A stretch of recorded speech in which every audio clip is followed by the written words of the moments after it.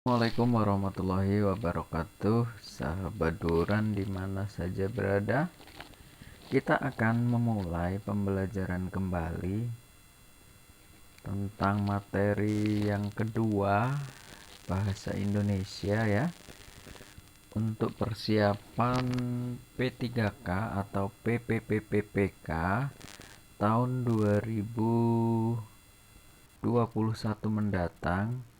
Yang tes pertama itu akan dimulai Agustus, kemudian September ya. Pokoknya yang pertama itu Agustus ya, dimulai ya. Saya sudah pernah mencoba bahwa untuk pembelajaran ini lebih enak kalau didengarkan saja. Jadi nanti tinggal mengulangnya kembali, disetel, diulang kembali, akan lebih jauh lebih ingat. Persiapkan sebelumnya terlebih dahulu ya Bapak Ibu guru semua ya, pejuang P3K, karena durasinya panjang, akan 1 jam yang akan datang, 1 jam ke depan gitu maksudnya ya. Jadi silakan dipersiapkan. Kalau ada cemilan, ada kopi, sangat enak sekali. Jadi tinggal Bapak Ibu nanti cukup mendengarkan saja, biar saya bacakan sedikit, saya jelaskan gitu. Untuk semantik ini sudah memasuki pembelajaran yang kedua. Karena modulnya ini lumayan panjang, banyak, jadi saya buat 2 versi dalam modul. Dalam satu modul itu tidak cukup untuk sekali karena memang panjang durasinya ya. Halamannya berhalaman-halaman semua. Bapak Ibu yang berbahagia, jangan lupa di like channel Randanes, channel yang bermanfaat untuk Bapak Ibu semua. Yang belum subscribe silahkan di subscribe, kemudian ditekan tombol loncengnya. Baik Bapak Ibu, yang keempat ini adalah polisemi. Polisemi adalah satuan bahasa yang memiliki lebih dari satu. Poli kan banyak ya Bapak Ibu ya. Misalkan kata ibu itu bermakna yang pertama adalah wanita yang melahirkan seorang anak. Yang kedua, sapaan wanita yang sudah bersuami. Yang ketiga, bagian yang pokok atau jari. Jadi itu adalah ibu ya, ibu jari maksudnya mungkin di sini kan. Yang utama di antara beberapa hal yang lain, saya jika polisemi memiliki makna lebih dari satu, lalu apa bedanya dengan homonimi? Perbedaan homonim ya biasanya ya bacanya ya, dengan polisemi terletak pada hubungan makna di dalamnya. Makna kata yang berhomonim antara kata yang satu dengan yang lain sama sekali tidak ada hubungannya. Misalkan kata mata yang berhubungan dengan panca indera yang digantungkan untuk melihat, dan mata yang berhubungan dengan satuan ukur berat untuk candu. Makna mata antara makna yang satu dengan yang lainnya itu benar-benar beda dan tidak bisa dirunut lagi. Hal ini beda dengan polisemi. Mana kata yang satu dengan yang lainnya masih terdapat hubungan. Misalnya kata akar yang bermakna bagian tanaman tumbuhan yang biasanya tertanam di dalam tanah. Kemudian bisa asal mula, unsur yang mendasar, unsur yang menjadi dasar pembentukan kata. Suatu operasi aljabar. Jika kita perhatikan makna akar antara makna satu dengan yang lain masih memiliki hubungan dengan makna asal. Dalam KBBI, Kamus Besar Bahasa Indonesia, penulisan kata yang berpolisemi berbeda dengan kata yang berhomonim. Jika homonim ditulis dengan entry yang terpisah, maka makna kata yang berpolisemi ditulisnya dijadikan satu dengan makna yang lain. Perhatikan contoh penulisan kata yang berpolisemi dalam KBBI berikut. Kaki, anggota badan yang menopang tubuh dan dipakai untuk berjalan dari pangkal paha ke bawah. Bagian tungkai kaki yang paling bawah tidak dapat menapak lagi. Bagian suatu benda yang menjadi penopang penyangga yang berfungsi sebagai kaki, bisa meja, kursi, itu patah satu. Bagian yang bawah, bukit, gunung, rumah, dasar rumah.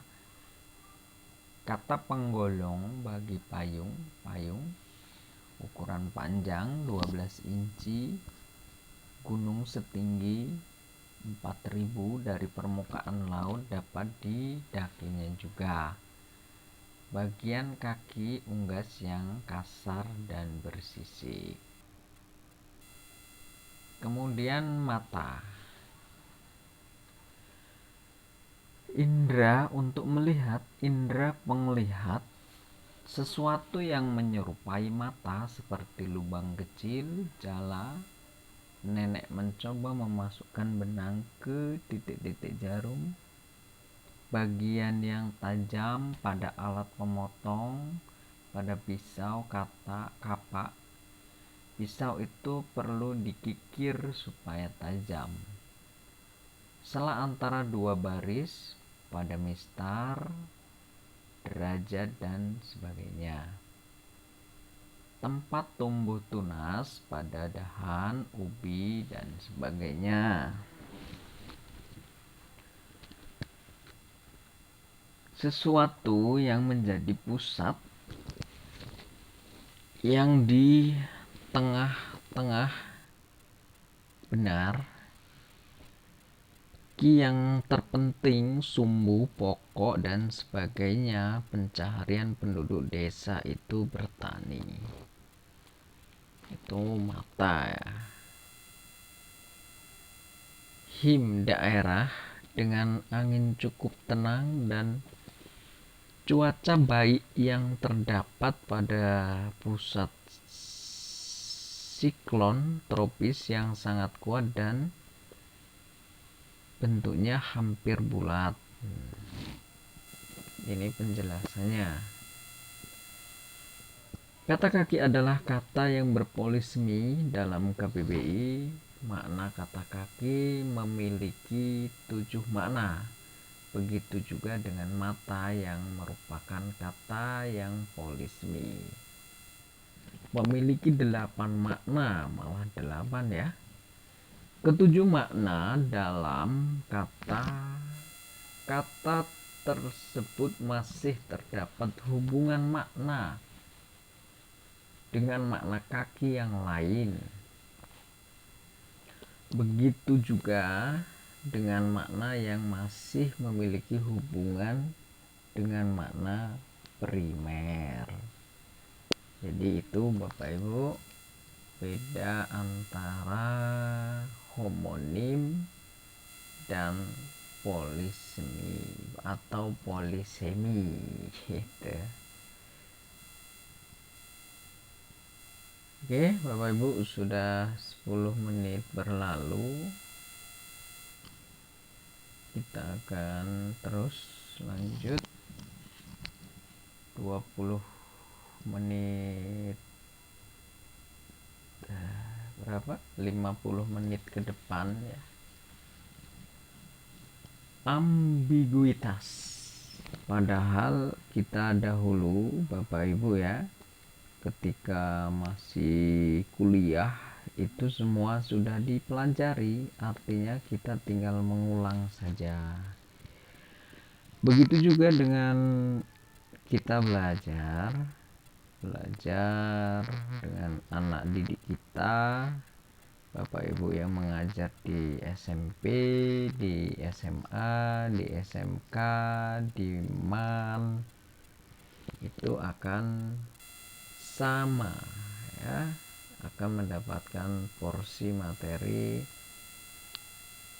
pernah diajari, pernah mengajari gitu ya. Tentunya dengan KD yang berbeda antara SMP dengan SMA, tapi apa yang sudah ada ini sebetulnya kita sudah mempelajarinya. Seperti itu Bapak Ibu. Ambiguitas dapat diartikan dengan makna ganda. Jadi ambigu, ganda. Konsep ini mengacu pada sifat konstruksi penafsiran makna yang lebih dari satu. Itu menurut Bapak Suwandi, cetakan buku tahun 2006 di halaman 117. Ambiguitas kadang disamakan dengan polisemi. Lalu apakah sama antara ambiguitas dengan polisemi? Jadi ternyata itu saling bentur-benturan, maksudnya bedanya itu sangat tipis sekali gitu ya. Seperti polisemi dengan homonim seperti tadi, ternyata ambiguitas itu sama, hampir sama dengan polisemi. Lalu apakah sama antara ambiguitas dengan polisemi? Polisemi dan ambiguitas memang sama-sama memiliki makna lebih dari satu. Namun keduanya memiliki perbedaan. Makna dalam polisemi berbeda pada tataran kata, sedangkan makna dalam ambiguitas berasal dari frasa atau kalimat yang terjadi. Karena penafsiran yang berbeda, misalnya perbedaan penafsiran dari segi gramatikal, perhatikan kalimat berikut. Diva datang untuk memberitahu. Makna memberitahu dapat bermakna menjadikan supaya tahu, sedangkan makna yang kedua memberi jenis makanan yang terbuat dari kedelai atau tahu. Istri pejabat yang nakal itu ditahan polisi. Makna kalimat di atas memiliki dua makna, yaitu yang nakal adalah istri dari seorang pejabat. Yang kedua, yang nakal adalah pejabat itu sendiri. Istri pejabat yang nakal itu ditahan polisi. Jadi dua ya. Ini agak mencernanya itu butuh pemikiran yang fokus gitu ya Bapak Ibu ya, karena memang kita disuruh berpikir tingkat tinggi.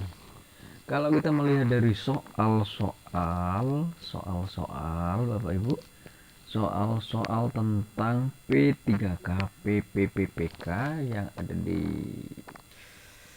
guru berbagi, guru belajar, itu memang semua adalah berpikir tingkat tinggi Bapak Ibu. Kita tidak cukup hanya melihatnya melihat kemudian membacanya kan ya, memahami cukup sekali itu tidak Bapak Ibu. Ada memang beberapa Ada beberapa itu yang kita cepat mengerjakan, seperti makna di atas yang meluas apa gitu kan ya, itu kan cepat mencarinya. Makna menyempit, nah itu mungkin bisa diandalkan, tapi porsinya itu hanya berapa persen saja Bapak Ibu. Banyakkan itu yang tingkat tinggi ya, tingkat tinggi. Kita sudah memecahkan permasalahan, kemudian nanti di jawaban itu tingkat lagi gitu, bertingkat lagi mencarinya. Itu yang memang kita harus membutuhkan sebuah trik gitu ya Bapak Ibu ya. Ya memang bahasa Indonesia kita akan bertemu dengan berbagai macam teks-teks yang panjang. Tentunya sebetulnya ada triknya gitu ya, ada trik-trik khusus nanti yang kita selesaikan karena memang waktu yang begitu singkat, tapi soal yang banyak sekali gitu ya Bapak Ibu ya. Oke Bapak Ibu, sambil bersantai saja biar tidak terlalu tegang, karena durasi panjang itu membuat kita itu kadang kurang serius gitu. Tapi yang jelas cukup kita setel saja, kemudian kita dengarkan, kita akan menambah wawasan.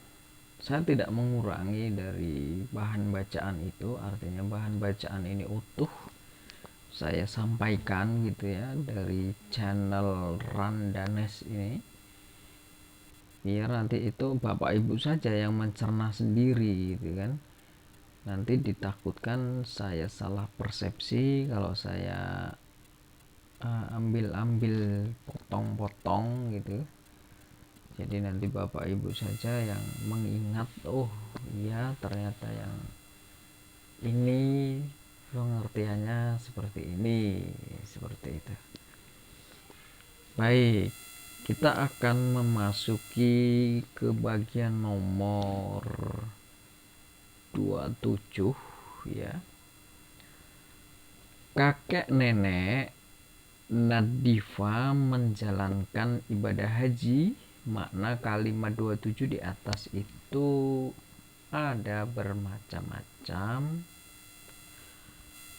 Makna kalimat tersebut antara lain kakek dan nenek dari seorang yang bernama Nadifa ya, mohon maaf ya, Nadifa menjalankan ibadah haji. Kakek nenek Nadifa menjalankan ibadah haji. Kakek dan nenek yang bernama Nafida menjalankan ibadah haji. Jadi banyak pengertian itu. Kakek nenek Nafida menjalankan ibadah haji ya. Yang pertama adalah kakek nenek dari seorang yang bernama Nafida menjalankan haji. Yang kedua kakek nenek dan Nafida sendiri menjalankan ibadah haji. Kemudian kakek dan nenek bernama Nafida itu menjalankan ibadah haji. Jadi pengertiannya seperti itu.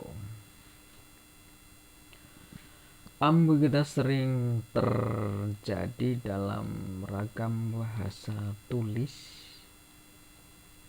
Hal tersebut terjadi ketika penanda ejaan tidak digunakan dengan tepat atau cenderung diabaikan. Akan tetapi dalam bahasa lisan, ambiguitas tidak banyak terjadi.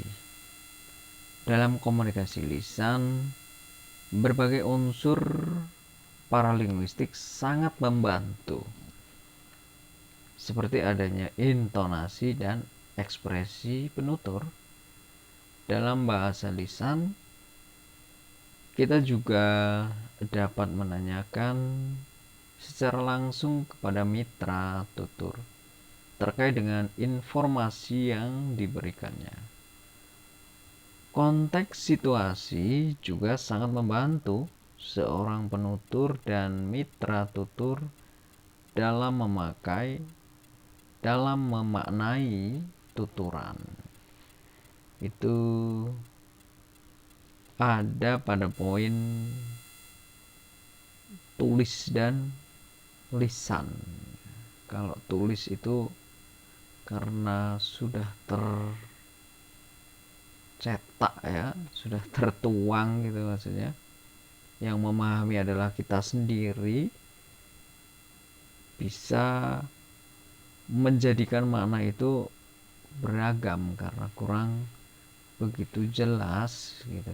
Tapi kalau lisan kita bisa menekankan banyak membantu gitu. Lebih jelas, lebih terarah dalam satu fokus artinya, pengertiannya. Kurang lebih seperti itu ya Bapak Ibu ya. Itu bedanya. Yang keenam, redundansi. Saya tidak cepat-cepat Bapak Ibu karena durasi panjang itu tentu akan menyita pemikiran. Kita akan lebih rileks nanti kalau kita tidak buru-buru, jadi nanti ada penjelasan yang kurang jelas nanti akan diulang lagi gitu ya. Baik, istilah redundansi sering diartikan sebagai sesuatu yang berlebih-lebihan, misalnya berlebihan pemakaian unsur segmental dalam kalimat. Istilah redundansi biasanya dipakai dalam linguistik modern. Istilah ini digunakan untuk menyatakan bahwa salah satu konstituen kalimat yang tidak perlu jika dipandang dari sisi semantik itu menurut Suwandi ya, cetakan buku tahun 2006 di halaman 119. Dengan kata lain, redundansi adalah pemakaian unsur segmental yang berlebihan. Perhatikan contoh berikut. 28. Askia datang agar supaya mendapat hadiah dari temannya. 29. Para guru-guru mengikuti pelatihan minggu depan di LPPM. 30. Diva datang pada hari Senin tanggal 21 April 2019. Jadi contohnya itu ada 3 sekaligus ya Bapak Ibu ya. Biar nanti jelasnya kita akan melihat penjelasannya itu seperti apa. Kalimat pada contoh 28, 29 dan 30 adalah kalimat yang redundan. Kata agar dan supaya memiliki makna yang hampir sama sehingga kemunculannya dalam kalimat tersebut harus memilih salah satunya saja. Poros gitu ya, kira-kira ya. Ada 2 makna, ada 2 kata. Frasa para guru-guru pada kalimat 29 juga termasuk redundan. Kata para adalah penanda jamak dan kata guru-guru juga sebagai penanda jamak. Ya, bisa dikatakan pemborosan kata gitu ya. Begitu juga dengan begitu juga dengan kalimat yang ke-30 atau nomor 30 yang redundan. Kata Senin adalah penanda hari dan 21 penanda tanggal. Jika diperbaiki, kalimat tersebut adalah sebagai berikut. Kita akan bandingkan nanti ya. Bandingkan bedanya di mana. Askia datang supaya mendapat hadiah dari temannya. Kalau yang atas, Askia datang agar supaya mendapat hadiah dari temannya. Berarti yang dihilangkan adalah agar. Para guru mengikuti pelatihan minggu di LPPM. Para guru-guru mengikuti pelatihan minggu depan di LPPM. Itu yang atas 29 ya. Yang tidak adalah para guru-guru. Jadi para guru. Bagaimana dengan nomor 33? Diva datang pada Senin 21 April 2019. Diva datang pada hari Senin. Berarti hari itu tidak usah. Tapi karena kita sudah terbiasa, kadang kita menggunakannya ya,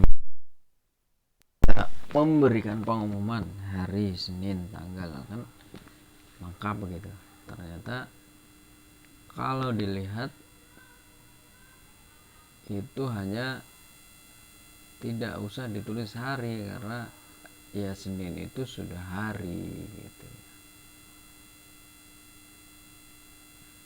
Kalimat 31, 32, 33 adalah kalimat yang redundan.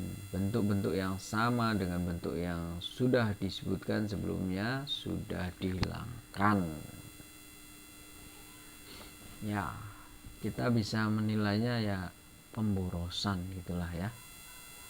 Intinya bisa pemborosan gitu. Silakan Bapak Ibu kalau ada versi lain, mungkin kita karena belajarnya ini adalah bersama. Silakan nanti diketikkan saja di kolom komentar. Kalau ada penjelasan saya yang belum pas, Bapak Ibu bisa membenarkan di kolom komentar ya. Atau boleh memberikan opini apapun, memberikan kepada teman-teman tentang trik cara mengerjakan atau sebaiknya seperti apa. Silahkan, dengan senang hati kami mempersilahkan Bapak Ibu. Ini sudah memasuki menit ke 28 ya. 28 menit, hampir setengah jam kita belajar bersama. Masih kurang sekitar 30 menit ke depan. Silahkan Bapak Ibu kalau mau membuat kopi dulu gitu, atau minum-minum dulu sambil rebahan juga boleh ya. Yang penting santai, tapi kita sambil mengingatkan kembali, karena memang kalau kita baca sendiri tuh Bapak Ibu, kita nggak belajar bareng seperti ini, kita rasanya malas gitu dengan tulisan yang panjang gitu. Saya sendiri saja kalau mau membaca, niat membacanya itu tidak waktu ya mungkin Bapak Ibu ya, karena memang waktu yang padat gitu. Kalau siang kan kita masih banyak kesibukan, ada waktu mungkin malam, tapi malam juga ya kadang kita berkumpul bersama keluarga gitu kan ya. Ini saya sempatkan karena intinya adalah ingin berbagi, ingin sama-sama kita belajar gitu. Bernostalgia kembali di pembelajaran ketika di bangku perkuliahan dahulu, ini karena momen yang pas juga ya Bapak Ibu ya, karena belajar itu di mana saja dan tidak mengenal usia gitu, kita tetap dalam belajar. Baik Bapak Ibu, kita lanjutkan ya. Perubahan makna, ini materi yang saya senang kalau ketemu perubahan makna, jujur, karena memang mudah ya kalau kita langsung mengingat gitu, tak gitu langsung tahu gitu, kita langsung arahnya jelas gitu.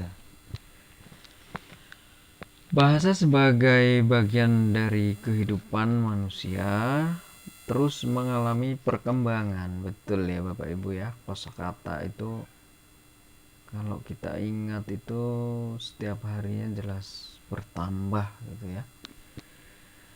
Jika suatu bahasa mengalami perubahan yang sangat besar dan penting, baik itu perubahan kosakata maupun bunyi dan strukturnya, bahasa tersebut dapat berubah menjadi bahasa baru atau bahasa lain.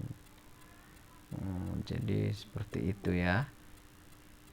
Seperti bahasa Romawi modern yang berasal dari bahasa Latin.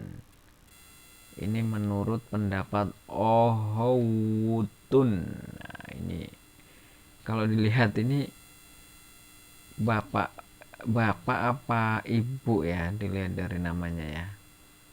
Silahkan bisa dicermati sendiri. Itu cetakan buku tahun 2007 di halaman 19, kalau ada bukunya boleh dicek. Perkembangan dan pertumbuhan bahasa yang berkesinambungan itu merupakan ciri khas bahasa. Ini menjadi bukti bahwa bahasa itu tidak statis, maksudnya tidak diam, tetapi dinamis, selalu berubah, selalu bergerak gitu ya. Bahasa itu akan sedikit banyak akan terus mengalami perubahan seiring dengan perkembangan kehidupan penuturnya. Berubah, jadi dinamika setiap, seperti sejarah gitu. 2 detik yang lalu, 5 menit, pokoknya yang sudah waktu dilalui itu sudah menjadi sejarah kan gitu kira-kira ya. Penutur itu juga akan selalu bertambah. Fromkin dan Rodman itu melalui Ohowutun dicetakkan buku tahun 2007 di halaman 18 sampai 19 secara lebih terinci menjelaskan tentang bahasa. Apa itu ya? Mari kita perhatikan paparan tentang bahasa menurut Fromkin dan Rodman melalui bukunya Ohowutun, cetakan buku tahun 2007 di halaman 8 sampai 9. Kalau nggak ada nggak usah Bapak Ibu cari ya, karena di sini sudah dijelaskan gitu kan. Yang pertama, di mana terdapat manusia, di situ terdapat bahasa. Jadi menurut ini pakar ahli ini, Fromkin dan Rodman, di buku Ohowutun, itu di mana terdapat manusia, di situ terdapat bahasa. Masuk akal nggak Bapak Ibu kira-kira? Ya iya juga ya, benar ya. Semua bahasa itu bersifat kompleks sehingga mampu mengungkapkan suatu maksud. Kompleks banyak, beragam. Yang nomor 3, kosakata. Setiap bahasa dapat diperluas sehingga tercipta kosakata baru untuk menggambarkan berbagai konsep baru. Yang keempat, hubungan antar bunyi dan makna dalam bahasa itu bersifat arbitrer. arbitrer.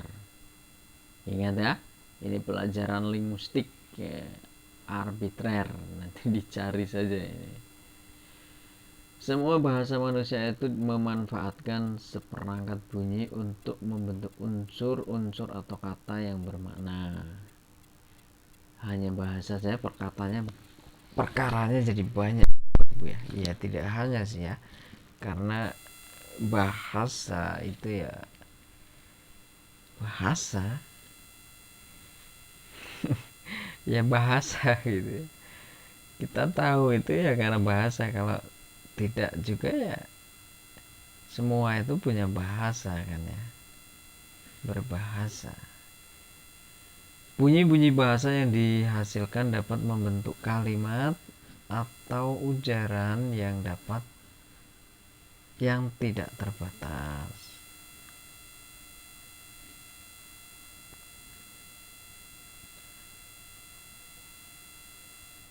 Semua tata bahasa memiliki aturan pembentukan kata dan kalimat. Setiap bahasa memiliki cara untuk menunjukkan masa lampau, kemampuan mengajukan pertanyaan,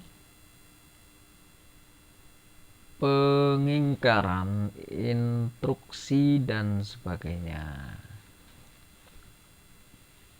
Bahasa sebagai bunyi-bunyi yang arbitrer dan konvensional itu memiliki peran yang begitu kompleks. Bahasa akan berhubungan dengan budaya, ilmu pengetahuan, teknologi, agama, politik, dan sebagainya. Hampir semua isi kehidupan manusia itu akan berhubungan dengan bahasa. Bahasa memiliki fungsi yang sangat penting bagi masyarakat penuturnya. Itu baru satu item ya Bapak Ibu ya, bahasa gitu kan. Baik Bapak Ibu, tetap semangat ya. Baru 30 menit, baru 37 menit berlalu gitu. Kita akan menghabiskan slide ini slide ke-23 dari 28 gitu. Sedikit-dikit nanti ya sampai gitu kan ya Bapak Ibu ya. Baik, kita teruskan ya. Seiring dengan perkembangan zaman dan perkembangan ilmu pengetahuan dan teknologi, maka dalam bahasa kadang juga ikut mengalami perubahan. Pengetahuan terkait perubahan bahasa menjadi hal yang penting dalam berkomunikasi. Dengan begitu, seseorang penutur dapat memilih dengan tepat pilihan kata atau ungkapan yang akan digunakan. Misalnya, kata sarjana dahulu bermakna cendekiawan. Pada waktu itu, setiap orang yang pandai dan memiliki kecerdasan atau orang yang memiliki sikap hidup selalu meningkatkan kemampuan intelektualnya itu disebut sarjana. Semua orang pintar ya, asal jangan pintar berbohong. Pintar berbohong nanti dibilang sarjana lagi gitu ya. Tapi kalau dilihat dari konsep sini, ini cendekiawan ya, pintar gitu. Jadi orang yang pintar itu disebutnya adalah sarjana. Akan tetapi kata sarjana itu pada saat ini bermakna orang yang telah menyelesaikan studinya dari perguruan tinggi. Benar ya Bapak Ibu ya? Bapak Ibu itu menjadi guru itu kan sudah sarjana gitu kan ya. Sekarang Bapak Ibu dituntut ya S1 gitu. Untuk ya mengajar SD, SMP, SMA sederajat, SMK, MA sederajat, itu kita harus dituntutnya sarjana gitu Bapak Ibu ya. Yaitu yang disebut dengan sarjana saat ini adalah yang menyelesaikan di perguruan tinggi, yang menyelesaikan studi di perguruan tinggi. Walaupun secara intelektual kemampuan berpikirnya rendah, misalnya ya, orang tersebut tetap disebut sebagai sarjana, Bapak Ibu. Gelar sarjana itu didapat melalui pendidikan formal. Dengan demikian kata sarjana mengalami perubahan makna, yaitu makna penyempitan makna. Dulu luas untuk orang yang pintar, terus sekarang ini khusus untuk gelar sarjana. Nah, itu berarti makna menyempit ya, penyempitan makna. Dulu luas, sempit, berarti itu menyempit gitu. Pengertian penyempitan makna itu dulu luas, sekarang nyempit. Kalau kebalikannya ya meluas gitu kan, dulunya khusus terus sekarang umum, luas. Jadi luas, kita ambil yang terakhirnya saja gitu kan. Pada bagian pertama ini mari kita bahas faktor-faktor yang menyebabkan terjadinya perubahan makna. Pembahasan berikutnya adalah berkaitan dengan jenis-jenis perubahan makna.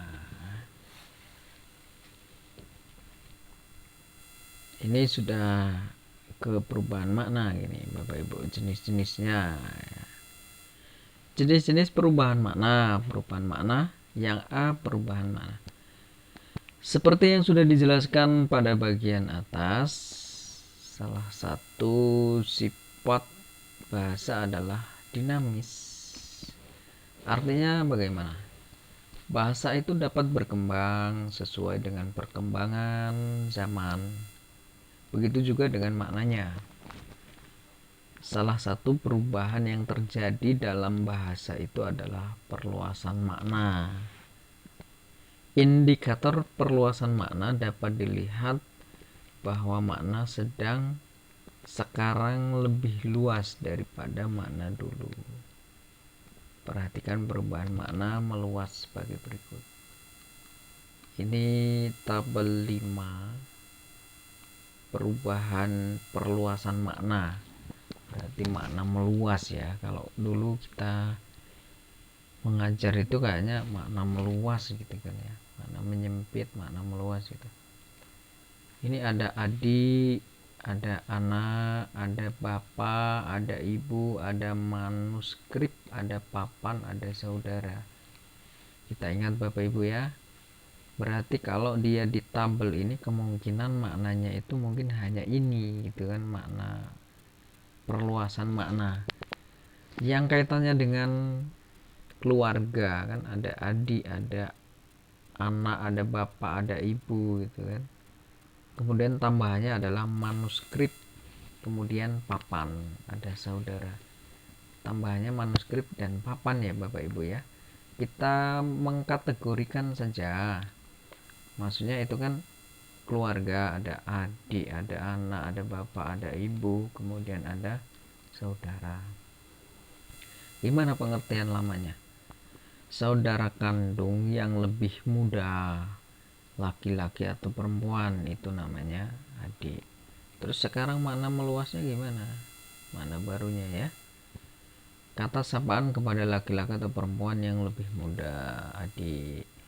Anak, generasi kedua atau keturunan pertama. Generasi kedua atau turunan pertama. Nah, kita Bapak Ibu punya anak ya, itu. Kemudian kalau makna barunya, semua orang yang dianggap lebih muda, orang yang termasuk dalam suatu golongan. Semua orang yang dianggap lebih muda ya sama gitu ya, hampir sama gitu dengan pengertian tadi. Bapak, orang tua laki-laki, orang yang dipandang sebagai orang tua atau orang yang dihormati. Ibu, wanita yang telah melahirkan seseorang. Sapaan tak lazim kepada perempuan. Sapaan takzim, maaf, takzim bukan tak lazim. sapaan takzim kepada perempuan baik yang sudah bersuami maupun yang belum. Bapak ibu guru misalnya. Manuskrip, naskah tulisan tangan yang menjadi kajian filologi itu dulu. Kalau sekarang naskah baik tulisan tangan dengan pena, pensil maupun ketikan, nah itu namanya manuskrip. Papan, kayu, besi, batu dan sebagainya, lebar dan tipis, papan. Kalau sekarang tempat tinggal atau rumah gitu. Kemudian ada saudara, orang yang seibu seayah. Bisa juga sapaan kepada orang yang diajak berbicara, itu saudara. Saudara yang saya hormati, gitu kan ya. Kalau kita mendengarkan pidato. Baik Bapak Ibu, kita lanjut. Tetap semangat Bapak Ibu, semangat pagi. Kalau saya bilang semangat pagi, Bapak Ibu jawab pagi. Semangat pagi. Terima kasih Bapak Ibu. Entah waktunya ini malam, siang, apa yang penting kita tetap semangat Bapak Ibu. Sebetulnya saya menyampaikan di channel Randanes ini hanya satu arah Bapak Ibu. Jadi seperti penyiar radio ya, asik sendiri gitu. Tapi ya Bapak Ibu mendengarkannya ya senang ya Bapak Ibu ya. Ya senang gitu. Sambil istirahat, sambil rebahan gitu. Sambil cemilan, kalau ada cemilan gitu ya Bapak Ibu ya.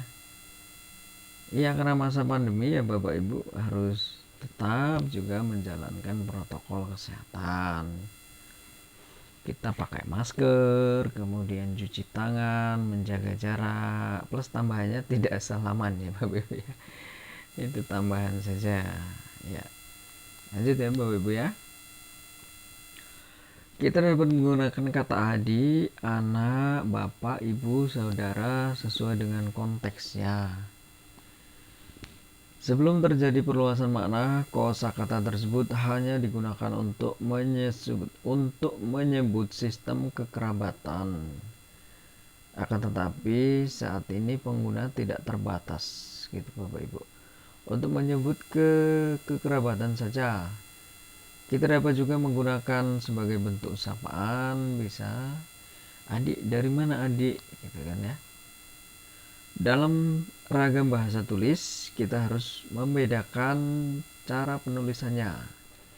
Jika kosakatanya tersebut digunakan untuk menunjuk hubungan kekeluargaan, maka penulisan dengan huruf kecil. Akan tetapi jika itu digunakan sebagai bentuk sapaan dengan menggunakan huruf kapital. Ini cara penulisannya Bapak Ibu ya. Kita diajari juga ini ya. Kami berangkat bersama adik.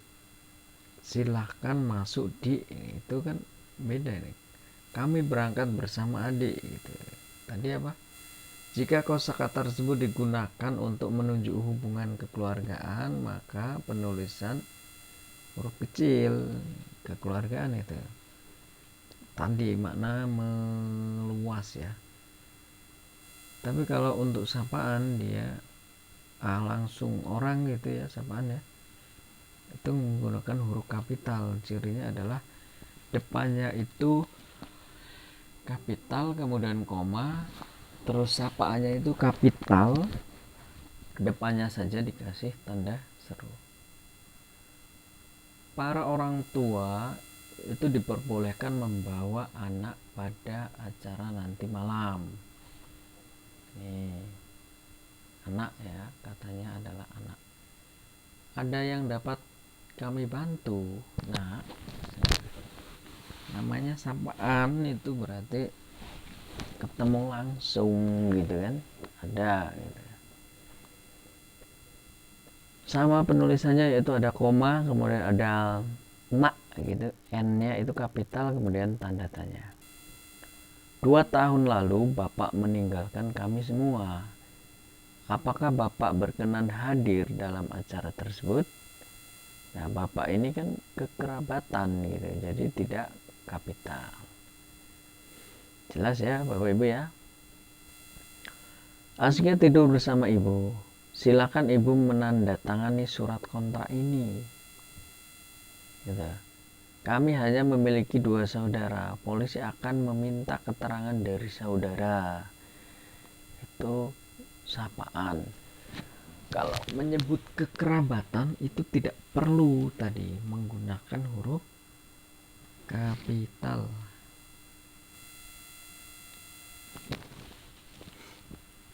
Berbagai makna yang diluaskan masih beda dengan lingkup poliseminya.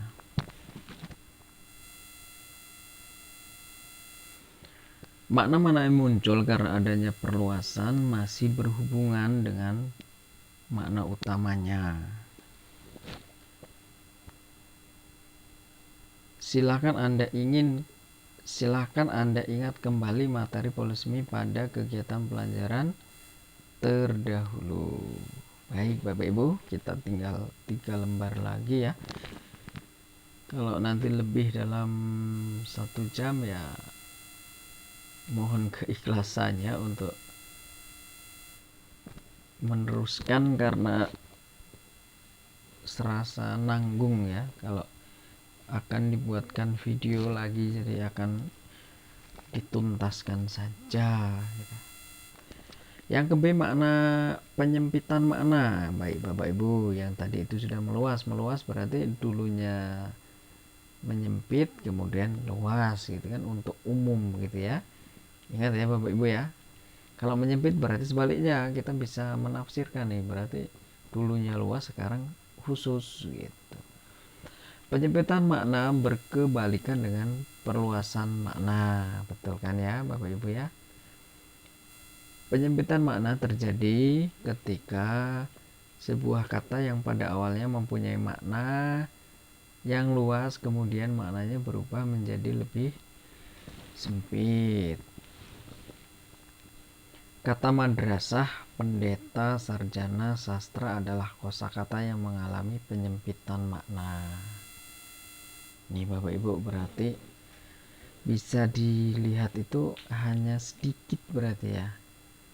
Perluasan penyempitan itu sepertinya tidak berubah-berubah gitu. Saya dulu mengingatnya itu ya ini, hanya dulu pendeta, sarjana, sastra gitu. Kemudian ada madrasah.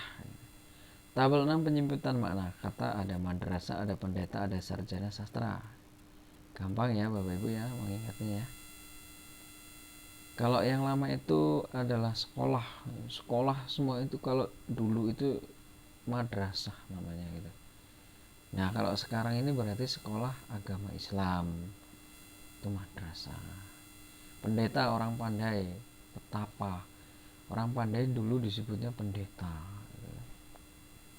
Sekarang pemuka atau pemimpin agama atau jemaah dalam agama Hindu atau Protestan. Rohaniwan atau guru agama berarti dikhususkan. Sarjana itu orang pandai. Sekarang gelar yang dicapai oleh seseorang yang telah menamatkan pendidikan tingkat terakhir di perguruan tinggi. Ya sebetulnya kalau ada istilah lain sarjana itu tidak pas Bapak Ibu, karena di sini sarjana itu adalah gelar yang dicapai oleh seseorang yang telah menamatkan pendidikan tinggi tingkat terakhir di perguruan tinggi. Kalau ada kata yang menggunakan lain itu nggak pas berarti Bapak Ibu. Sastra, tulisan huruf dulu namanya sastra, kalau sekarang tulisan yang memiliki nilai seni gitu. Ya Bapak Ibu, sedikit ternyata ya penyempitan makna. Kita lanjut ya Bapak Ibu ya. Sekarang sudah menit ke 54, hampir 1 jam tidak terasa Bapak Ibu ya. Kita tinggal 6 menit lagi itu sudah 1 jam. Tetapi bahasan kita ini tinggal dua materi, 2 lembar saja gitu ya. Pendekatan makna atau ameliorasi. maaf, peninggian. Nah, ya diulang ya, bukan peningkatan ya. Peninggian makna atau ameliorasi berhubungan dengan nilai rasa yang lebih baik atau sopan. Perubahan ini akan membuat kosakata atau ungkapan menjadi lebih halus, lebih tinggi hormat daripada kosakata pilihan lain. Perhatikan kalimat berikut. Kalau saya dulu itu Bapak Ibu mengingatnya itu adalah Amel gitu. Amel itu sopan. Nama orang ya, nama orang ya. Kalau kembalikannya kalau nggak salah itu peorasi. Peu itu kasar gitu. Ya saya itu menganalogikan gitu. Belajar mengingat itu biasanya saya analogikan. Analogikan itu dipersamakan gitu. Contohnya,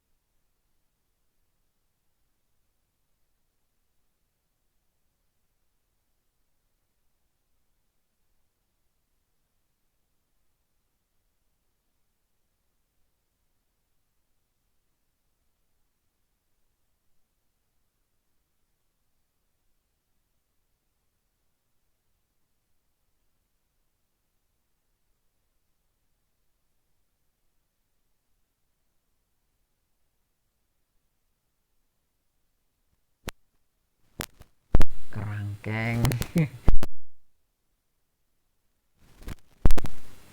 Kalau yang nomor 9, ya, merumahkan karyawannya, dipecat, di PHK misalnya. Nomor 10, pemerintah sedang memperjuangkan nasib para tunakarya.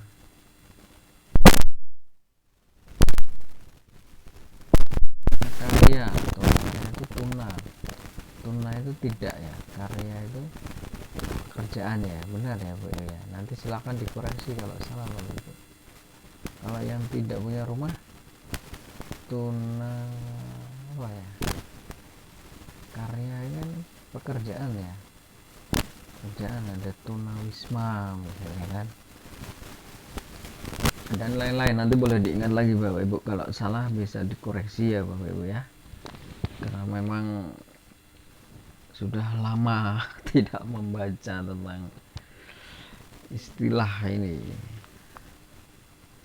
Para mahasiswa sedang menyantuni para tunawisma. Nah, ini tunawisma tadi, gelandangan gitu kan, bisa pengemis